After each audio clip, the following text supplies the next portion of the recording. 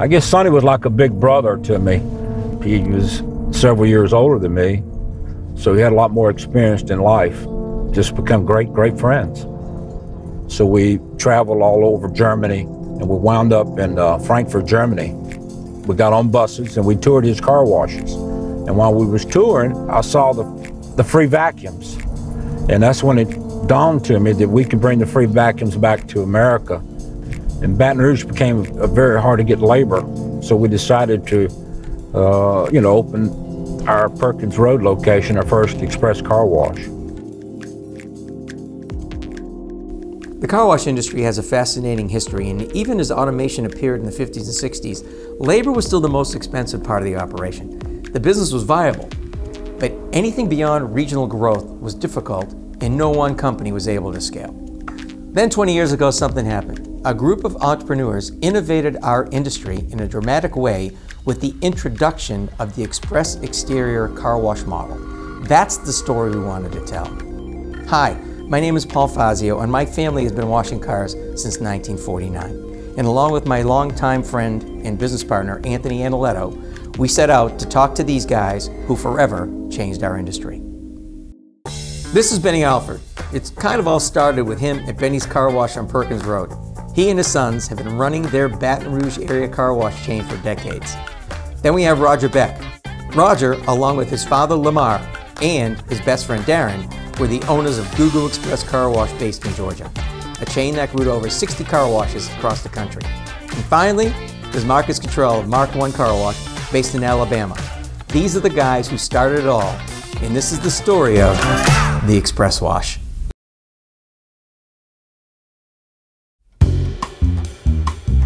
Well, my dad was a locksmith, and during the war, he went to Panama City, Florida to make keys for the base there. And he met my mother, they married her, and I was born in Panama City. So my daddy opened a lock shop up in Panama City, Florida, and a guy called Jack Talkowich came down from Detroit, Michigan and built a car wash across the street from him. So every day my dad would take a key and throw in a box every time a car came out to another car wash. So my dad become friends with Jack. So he decided to go to Pensacola, Florida and open a car wash, which was the first one in 1951. And my uncles lived here in Baton Rouge. So my dad would come back to Baton Rouge to visit my uncles, and he noticed there was a lot of dirty cars. So he decided to come to Baton Rouge and open the first car wash here in Baton Rouge in 1953. Grandfather started with a full service in 1955. Then my father had a couple, and in the year 2000, we were running 2 full service washes, and we had 100 bays of self-serve and several touchless automatics. Yeah, when I was 16 years old, I was looking for a job, and a friend of mine got me a job at a full service car wash, literally right up the street here, probably about 5 or 6 miles. And I kind of stayed in the full service, went off to college, flunked out 6 months. My dad said, you better figure what you're gonna do in life. And so I said, well, I'll go work at the car wash, so I'll figure it out. In 2000, in Prattville, we bought the full service. And then I believe it was 2002, the Hoover location that we're at now, my plans were to convert it to a really nice full service, and visited Benny's in late or early, I think, 2002, and that changed everything. In the late 1990s, Benny's Car Wash was running 2 full-service car washes in oil change locations. These locations were the gold standard of the industry in the prevailing format for new car washes being built at the time. Gugu's was also running 2 highly successful full-service car washes in Georgia with over 100 bays of self-service. And Marcus of Mark I was in the process of building his 2nd full-service location. So what caused these guys then to look for something different? Rising labor costs, unpredictable revenue, and an inability to manage a wide footprint led them all to rethink their highly successful businesses. We were competing against MB Automatic because we were getting beat up by every gas station on every corner had a car wash, a rollover. People weren't happy with the job you would do on the interior of the car. Windows weren't clean enough, wasn't vacuumed properly. I took a trip up north to St. Louis, then went on up to Chicago, then went up to Wisconsin, just looking at car washes. And then we went over to Detroit. And this one, it started clicking a little bit for me. There was a guy up there, I think his name was Mauricio, who had the $2 car wash. And then I came back down to Buffalo, New York. And in the meantime, we took a trip to go overseas to Germany. I saw the free vacuums. So that kind of clicked for me. So I was at the airport, driving in the airport, and they had this gate that opened. You can get a ticket. So, oh man, okay, we can do a gate. That would control the stack. So I'm trying to figure out how to take cash. We had gas pumps that could take cash. So I went back and talked to Kevin Dietrich. And Kevin says, I can do it and I'll do it. So that's how the unattended started, one at a time. So that's where it all came from. So we got the price of $3. We got the free vacuums from Germany. We got the unattendeds from ICS. And so we started with price.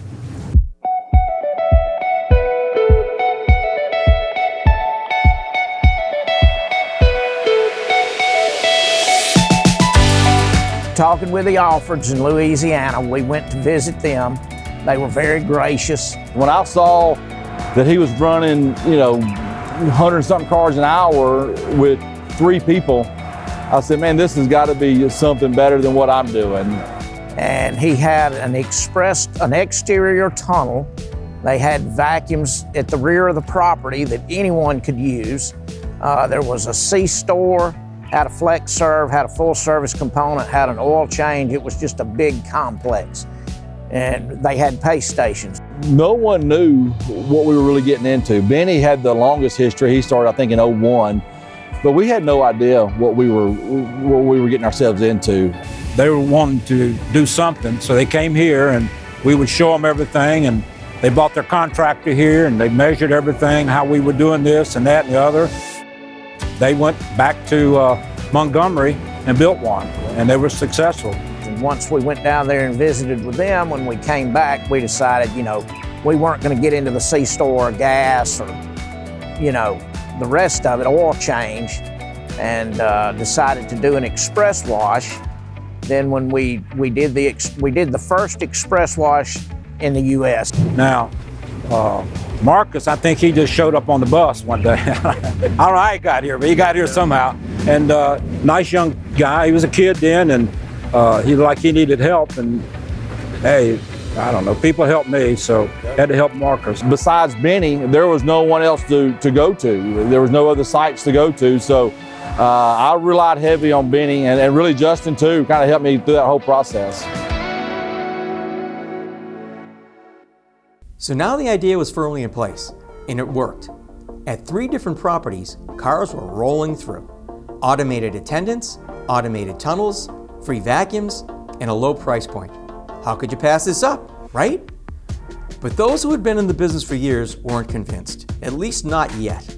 They had to come and see for themselves, and see it again and again. Little by little, they became convinced, and then it started catching fire. Because a lot of people didn't believe this would work. A lot of people didn't believe it would work while they were watching it work. I remember standing here while you're washing over 120, 130, 140 cars an hour. That's correct. With people standing next to me saying, see, this doesn't make any sense at all. The vacuums are free, he's not making any money there. I mean, they just tried to pick it apart and just weren't watching the whole thing as to what was really happening because they just weren't used to this concept yet. So it was hard for them to get rid of the norms that they were used to and understand what they were looking at. And that went on for years. For years. 9 out of 10 people that come here said it wouldn't work for them. And if I remember, when we laid out that tunnel, we weren't sure how busy it would be or not. So we did we leave some gaps in there for some new equipment, right? We did. We did. And I remember going back there to put in that equipment. Went back 3 times. Yeah, back 3 times. And one time, the first time we were there, it was raining. And we were doing some tune-ups, and the car wash didn't close. And I remember that I said to the girl, why am I soaking wet inside the tunnel if it's raining all day? And the young girl said, well, Mr. Inoletto, people really like our free vacuums. So they come in whether it's raining or not. So Benny probably had about, I think, 16 vacuum cleaners when he started off. Yeah. And you were willing to do it with just 6 because really that's all you could do. Didn't know any better. Right? I don't think nobody knew how many were the right number to do it. Yeah, didn't realize it was a problem until we started running over 10,000 cars a month and got to 12 and 13, got up to 15,000. I got to tell you, going to Columbus, half our company didn't believe. I told it to more friends and people, and they said, there's no way that'll work. And it was kind of frustrating, but the results that I saw when I went to visit with you and your dad and knew the plans going forward, and Justin and Benny, I mean, it was, and Marcus, crazy. The beginnings, it was probably 7,000, 8,000 cars a month, and then when that site matured, it was in the 15,000, 16,000 range. I think it might have touched 20 a couple of times. And a lot of people get concerned about, well, price versus, 3 versus 5 versus today now 10 is wearing out the equipment. How did the equipment hold up? Can't wear it out. Can't wear it out. The consumers began to love the format and volumes grew at a dramatic rate. But it didn't mean there weren't growing pains. Now the volumes were 10 to 20 times higher than a traditional location.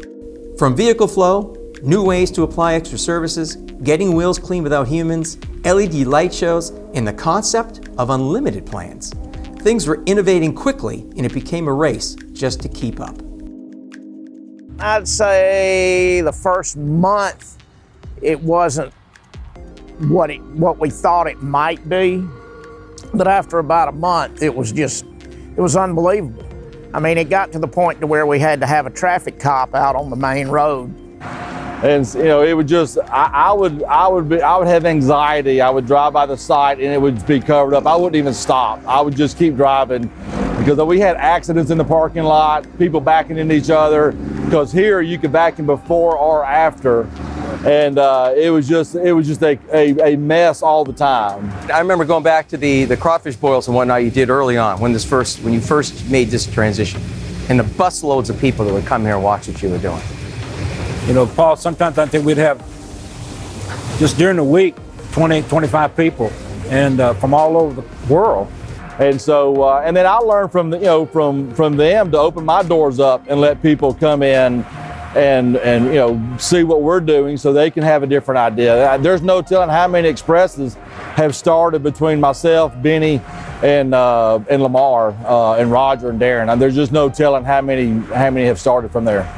And when Marcus washed 10,000 cars within the first 3 months or whatever it was, I can't remember the exact numbers, but it was just, I went back and told my guys in Atlanta that, man, this is a whole new ball game and this is, awesome, and tell them what I seen. And then I started bringing some of my customers that were in the full service business out here to Marcus's, and he was so gracious to take them in and let them look around. And I can count at least 20 people that I brought out here over the years, the beginning part of the years, to check it out, to see the magic.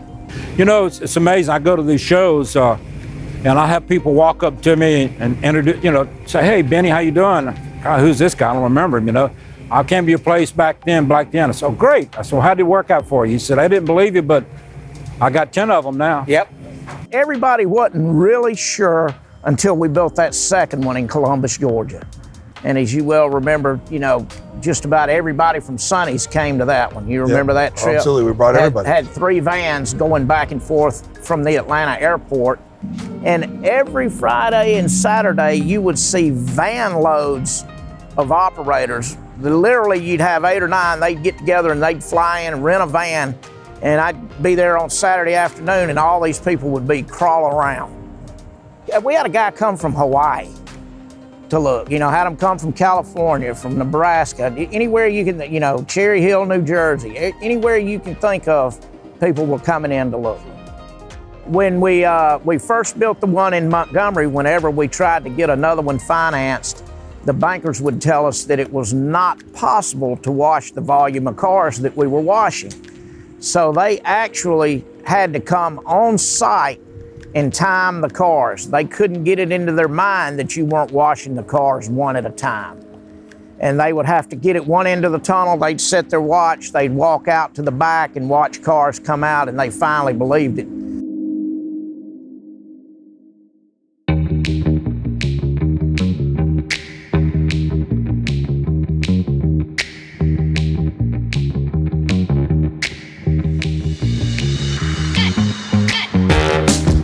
Now operators were able to grow their business by having predictable revenue, controlled labor costs, and automated accounting, companies that operated washes in one market for decades began to expand their footprint. At the beginning of 2002, there were only a handful of new express exterior tunnels being built each year. 10 years later, that number was over 170 tunnels per year, and in 2020, that number grew to over 500 tunnels being built annually. As of mid-2021, Sonny's alone has over 250 new tunnel projects in various stages of planning and construction. Believe it or not, at the current rate of development, building out the industry to match today's consumer demand would take another 15 years. We just kept building them, and then, you know, you wake up one day and you have 20, and then you wake up another day and you have 40, and then all of a sudden you have 60. From the early days till now, there's got to be another 35 plus tunnel car washes in the greater Baton Rouge market. There's what, 30? About 36 right now. 36. When 20 years ago, we were the only game in town. The Nest Express was actually what Lamar and Darren and them built in Roger down in Montgomery. And so, but since then, it's been wide open. But our volumes are still good, still strong. I mean, we've got, I don't know, 4 or 5 expresses within probably 5 miles of here. And so, but we've got good competitors, and I think it's helped our industry. We've got some guys that have really made us step our game up. And so I think competition is good. It brings out the best in you.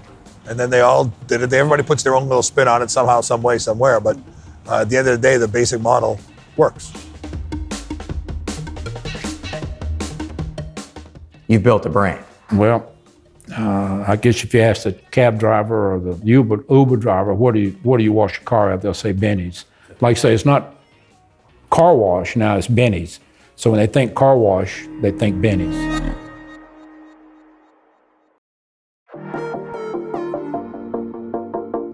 What about technology? What do you see, Justin, coming up?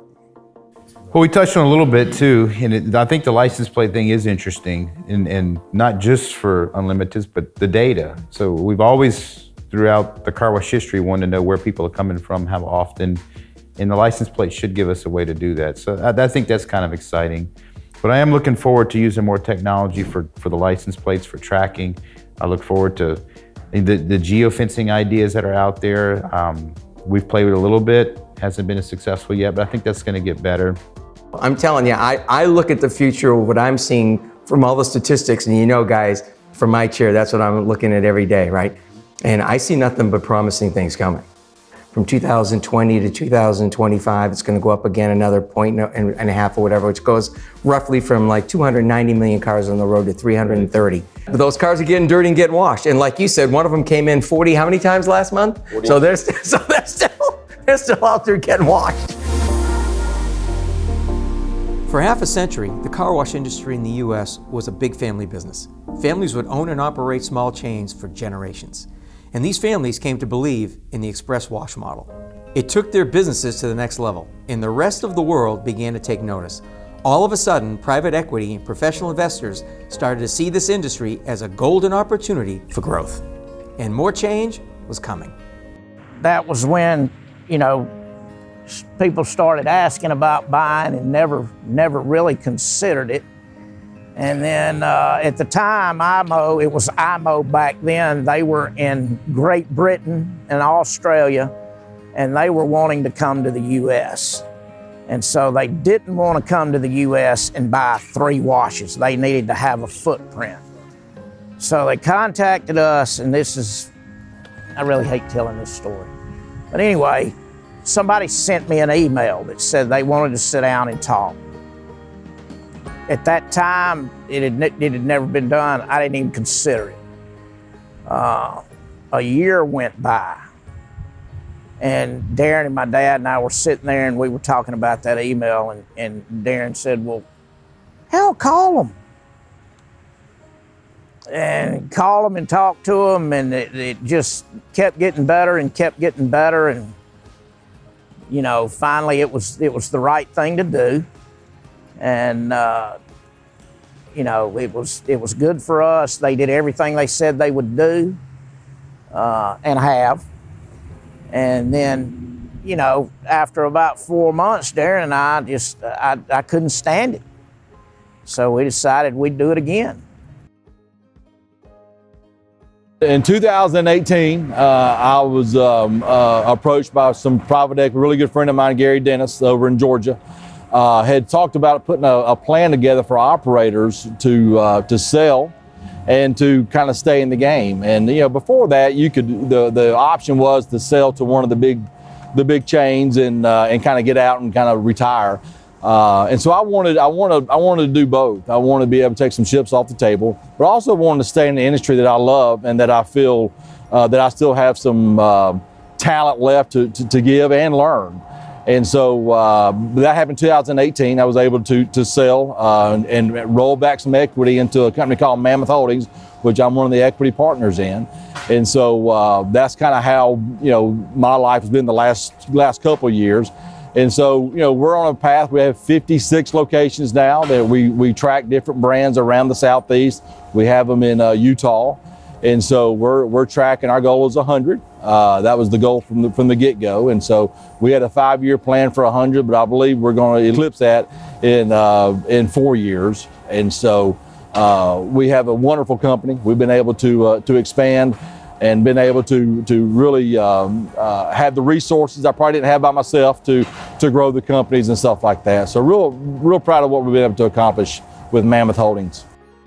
Back in the 50s, I went and visited a guy called Richard Shellstead. He, up in Milwaukee, he had Pennywise Express Car Washing. So Express Car Washing was in the 50s, but it was all up north. So we didn't invent anything. We just put a lot of things together to get rid of the labor cost and make it more efficient. But Pennywise was around, Scrub-A-Dub was another one, Dan Hanna, had a lot of express car washes. They had the exterior model. When I look at what you did that was different, you added the pay stations, you added the free vacuums, and you certainly made it value priced. And your whole concentration was on value, speed, convenience. Like you said, faster, better, cheaper. That's to me what made the difference. Even growing up in Massachusetts, I saw our exterior car washes my whole life. They didn't put together the formula that you guys did that really changed the industry. Our friends are all over the country and all over the world. I talked to my friend Brett Anderson at Delta Sonic twice a day, every single day. On the way over, I talked to him. Nate Harris at the Mr. Wash in DC, those places. So they're our friends. And my dad talks to Wes Culbertson in Greenville, South Carolina every Saturday. We talk to Sonny every Saturday, Don Bruno, all these, David Smith, all of these people that they're family to us. I mean, Paul, I ask about his kids all the time. We watched him grow up as well. And I hope we don't lose that, because there is another group of people coming in the industry that it's a numbers game to them, and I respect that. But we have friends all over this world, and I can picture cities all over. I know where their car washes are. It was a game we used to play at the kitchen table. We named the city and we named who the guy was, right? And everyone laughed. You're making this up. No, we're not making this up. Ben, to me, those are the guys that created this industry. Those are the guys that gave us this opportunity and made it so these other guys could come in now and take advantage of something that we all laid the groundwork for. That's right. For me, this has been a fantastic little over 20 years now in the car wash equipment business, and having been in the operations business years before that there, and learning from the best and the brightest in the industry, it's been great for me. And 20 years of Express, knowing that this is when we really were driving the business. I mean, we have been focused on express car washing for 20 years, and we're excited about where it's gone, and we're excited about where it's going to go.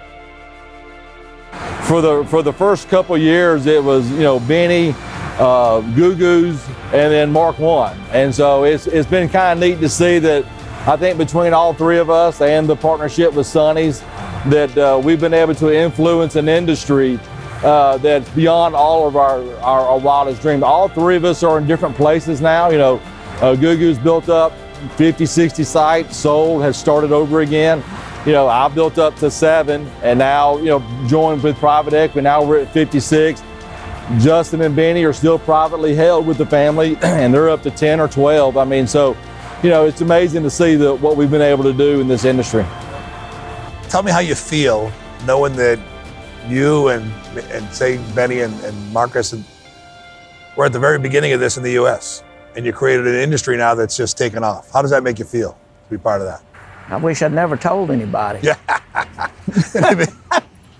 But really, if it wasn't for the outgoing and the the warmth and the inviting and the sharing of the first three, it might not have been nearly as big as what we had today. Well, and I would like to say this if I can.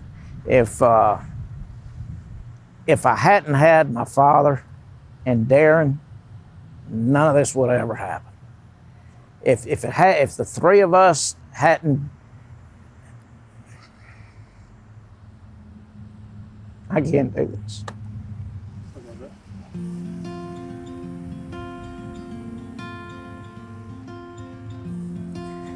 If it hadn't been for my dad and for Darren and the way that we all get along, none of this would have ever happened. What you started 20 years ago totally changed this industry. And I think what's really helped us get there is, I see it in your eyes too, we're still having fun, we still love this craft. Yeah, we do. You know, right? I mean, it's nothing like running cars bumper to bumper, just.